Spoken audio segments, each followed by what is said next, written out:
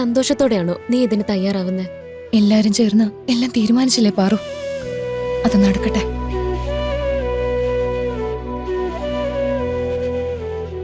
ഏട്ടന്റെ സന്തോഷമാണ് എന്റെ സന്തോഷം, ഞങ്ങള് പെങ്ങന്മാരുടെ സന്തോഷം. അതിന് കാണാത്തതായിട്ട് ആരുണ്ട് ഈ ഭൂമി മലയാളത്തില്? ഇത് ശരിയാവില്ല വിശ്വ. ഇത് നമുക്ക് ചേർന്ന ബന്ധമല്ല. മുത്തശ്ശി, മുന്നും പിന്നും നോക്കാതെ പാർവതി കാണിച്ച പ്രവൃത്തിക്ക് പത്മനാഭൻ സാറും നകുലനും പാർവതിയെ വേണ്ടവിധം ഗുണദോഷിച്ചിട്ടുണ്ട്. നകുലൻ അത് ഇന്ദ്രനോട് പറഞ്ഞതുമാണ്. മാത്രമല്ല, ഇനി ഇങ്ങനൊന്നും പാർവതിയുടെ ഭാഗത്തുനിന്നും ഉണ്ടാകില്ലെന്ന് നകുലൻ ഇന്ദ്രന് ഉറപ്പും കൊടുത്തിട്ടുണ്ട്. എടാ വിശ്വം, ഞാനൊന്ന് ചോദിക്കട്ടെ, ഇന്ദ്രന് വേറെ പെണ്ണ് കിട്ടാഞ്ഞിട്ടാണോ നീ ഇവളും കൂടെ അവക്ക് വേണ്ടി വക്കാലത്ത് പിടിക്കുന്നത്? മുത്തശ്ശി, ഇന്ദ്രന് വേറെ പെണ്ണ് കിട്ടുമായിരിക്കും. പക്ഷേ ഇതേപോലൊരു ബന്ധം ഇനി നമ്മളെ കുടുംബത്തിന് കിട്ടാനുള്ള ചാൻസ് വളരെ കുറവാണ്. ഇത് നമ്മളെ കുടുംബത്തിന് വന്നു ചേർന്നിരിക്കുന്ന സുവർണ അവസരമാണ്.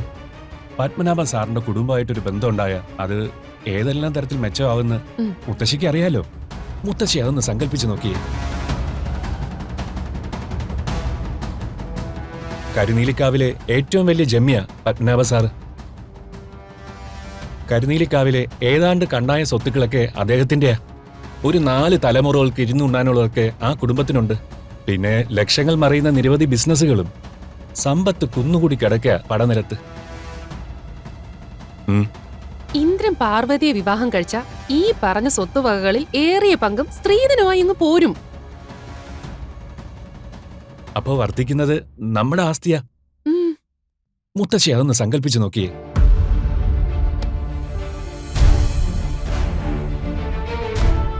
അവരോടൊപ്പം ചേർന്ന നമ്മുടെ ബിസിനസ്സുകളും വളരും.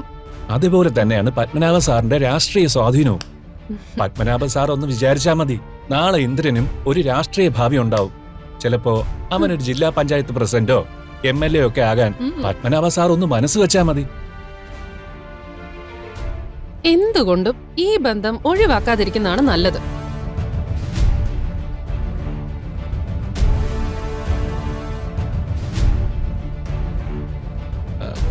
ആ ക്യാമ്പിൽ വെച്ചുണ്ടായ ചെറിയ നാണക്കേട് ഇന്ദ്രനും പാർവതിയുമായിട്ടുള്ള വിവാഹം കഴിയുമ്പോൾ മാറിക്കിട്ടും.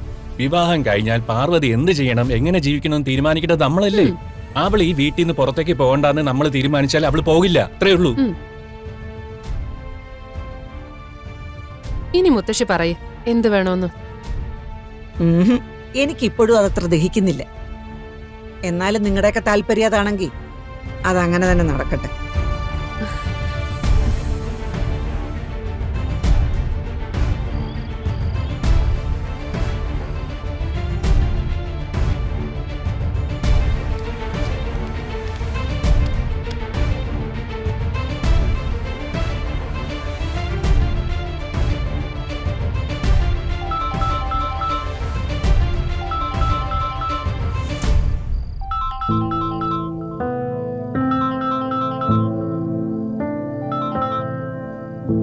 പാറു, നീ അവിടെ എന്ത് ചെയ്യുക?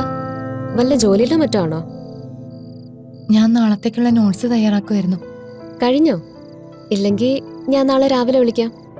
അത് കഴിഞ്ഞു. എന്തേ, വെറുതെ വിളിച്ചാണോ? അതോ രത്നെ, നിനക്ക് ആ പയ്യനെ ശരിക്കും ഇഷ്ടപ്പെട്ടോ? നീ എന്താ ഒന്നും മിണ്ടാത്തെ?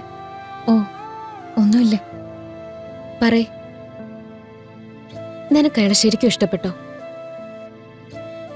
ഏട്ടൻ കൊണ്ടുവന്ന ആലോചനയല്ലേ, അപ്പൊ പിന്നെ അത്.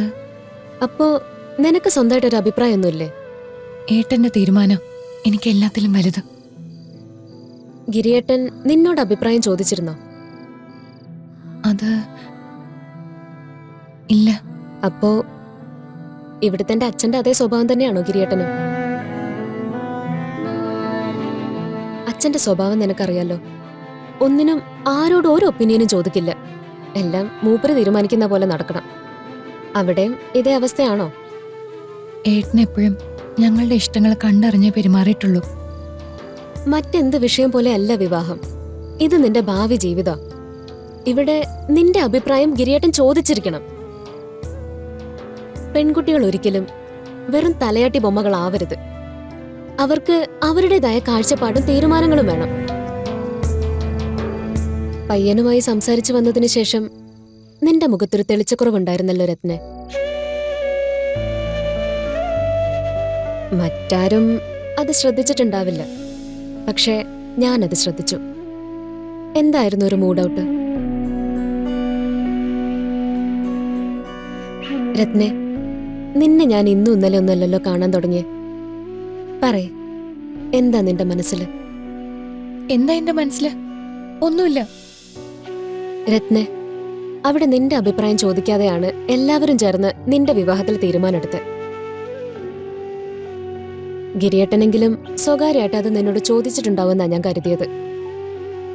അതും ഉണ്ടായില്ലെന്ന് ഇപ്പൊ നിന്റെ മറുപടിയിൽ നിന്ന് കൃത്യമായിട്ട് എനിക്ക് ബോധ്യപ്പെട്ടു. ആരും നിന്റെ ഇഷ്ടം തിരക്കിയില്ലെങ്കിലും ഞാൻ നിന്നോട് ചോദിക്കുക, നിനക്ക് ഈ വിവാഹത്തിന് ഇഷ്ടമാണോ?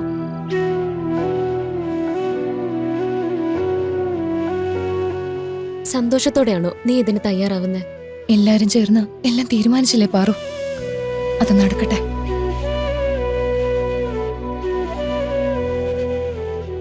ഏട്ടന്റെ സന്തോഷമാണ് എന്റെ സന്തോഷം, ഞങ്ങള് പെങ്ങന്മാരുടെ സന്തോഷം. നീ വെറുതെ ഓരോന്നും ചിന്തിച്ച് തലമുണ്ടാക്കണ്ട. നാളെ ഇത്തിരി നേരത്തെ എഴുന്നേക്കേണ്ടതാ. എനിക്ക് നേരത്തെ ഒന്ന് കിടക്കണം. Good night.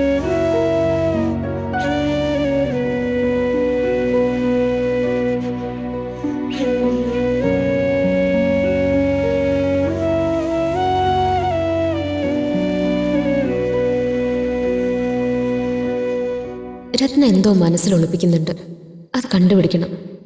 ഈ ഗിരിയേട്ടൻ എന്തൊരു മനുഷ്യനാണ്. സ്വന്തം സഹോദരിയുടെ വിവാഹത്തിന് ഒരു വാക്ക് ചോദിക്കാൻ പാടില്ലായിരുന്നോ? അച്ഛനെ പോലെ തന്നെ മറ്റുള്ളവരുടെ വാക്കുകൾക്കും ഇഷ്ടങ്ങൾക്കും വില കൊടുക്കാത്ത ആളാണോ ഗിരിയേട്ടനും?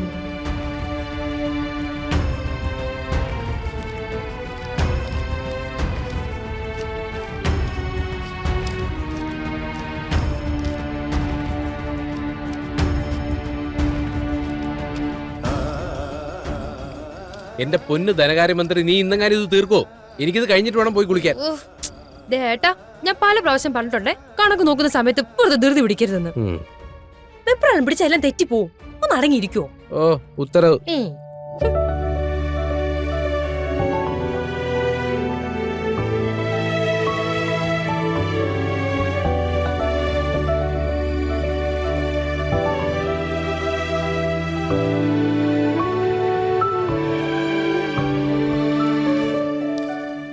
ഏട്ടാ, ഇതിന് 45 രൂപ 50 പൈസയുടെ കുറവുണ്ടല്ലോ.